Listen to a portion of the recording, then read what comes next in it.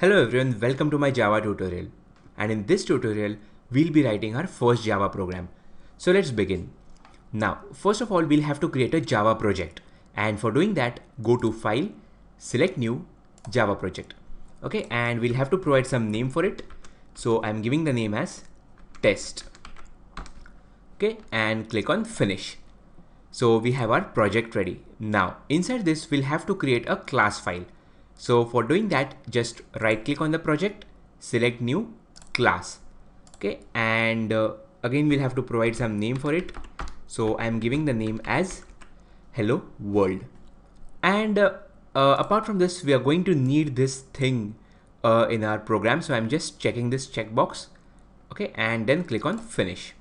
So we have our setup ready. Okay, now before starting, I'll just tell you what this is, guys. So this is the main method or the main function, and this marks the start of our program execution. So whenever we run our Java application, this method or this function will get executed first. Now again, don't worry about the terms method or function right now.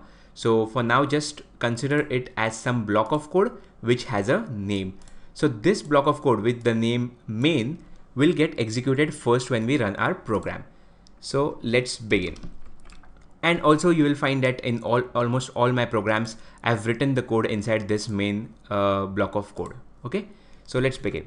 Now, what I'm going to do is I'll just print something on the screen.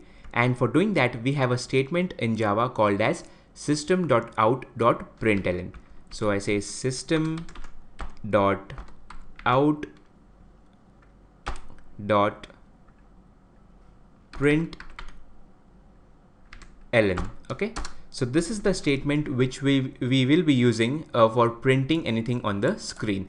So whatever you give it to this method or this statement, it will print it on the screen. Let's say, for example, if we want to print some text, then we'll have to use double quotes, and inside the double quotes you specify any string which you want to print. So let's say hello world. Okay, so this code will just print hello world onto the screen or the console. So let's run this. And yes, you can see hello world is printed on the screen. Now, I'm just going to add two more statements over here.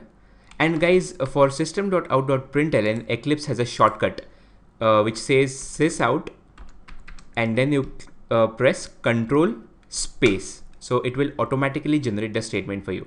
Now, I'm going to write two more statements like this, entering main, and similarly over here, sysout, control space, leaving main.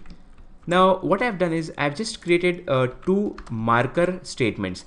Now what a marker statement means, it marks the start and end of a particular block of code. Now again, this is not compulsory, but it is a good programming practice if we use this because it becomes easier for us to debug the program when the program is really complex.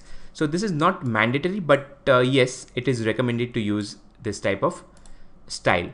And I've used this in some of my projects, and yeah, I'll be using this in some of my projects which I'm going to teach you. Okay. So that's it. Now let's run this program again and see if it works fine. And yes, as you can see, the first statement which gets displayed is entering main. Then we have our hello world statement, and then again leaving main. So that's it for now, guys. Thank you for watching, and see you in my next tutorial.